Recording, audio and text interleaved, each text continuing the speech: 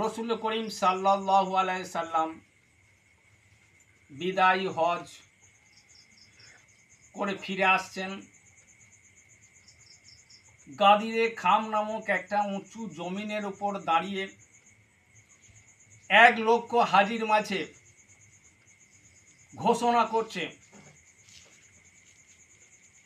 যে হে লোক সকল, আমার যেন আল্লাহ তাআলার তরফ থেকে পরপারের ডাক এসে গেছে, আমি তা গ্রহণ করে নিয়েছি। আমি তোমাদের মাঝে দুটি মহান বস্তুকে রেখে দিয়ে যাব।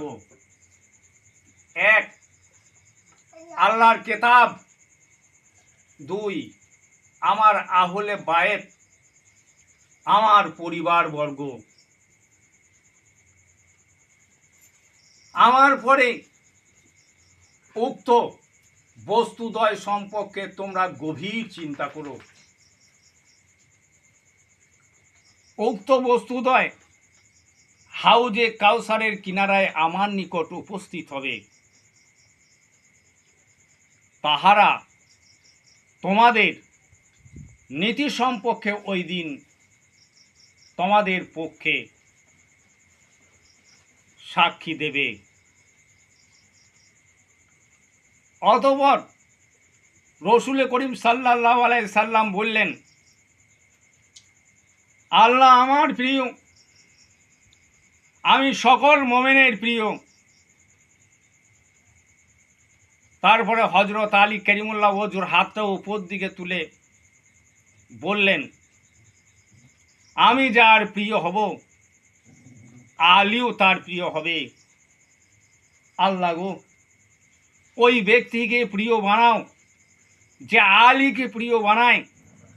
আল্লাহ গো, ওই ব্যক্তিকে তুমি ভালোবাসো যে আলীকে ভালোবাসে। আল্লাহ গো, ওই ব্যক্তির প্রতি তুমি সন্তুষ্ট থাকো যে আলীর প্রতি সন্তুষ্ট থাকে। আল্লাহ গো, ওই ব্যক্তির প্রতি তুমি শত্রুতা করো যে আলীর সাথে শত্রুতা করে। তার রসুল করিম সাল্লাল্লাহু আলাইহি সাল্লামের আহলে বায়াত হলো হযরতে আলী কারিমুল্লাহ ওয়াজহু, হযরত ফাতেমা জোহরা রাদিয়াল্লাহু তাআলা আনহা, হযরতে হাসান ও হযরত হুসাইন। এরা হলো রসুল করিম সাল্লাল্লাহু আলাইহি সাল্লামের আহলে বায়াত।